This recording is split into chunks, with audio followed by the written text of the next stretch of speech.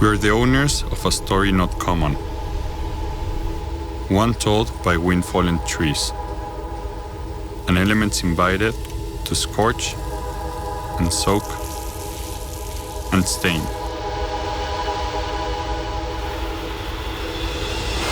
Each revealing a shared ancestry, in character, vein, and voice.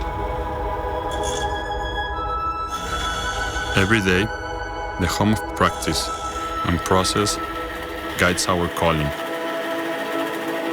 our craft. By the hands of many, we carry these seasons forward, connecting old and new. Seeing through our Father's eyes the beauty in imperfection and honor.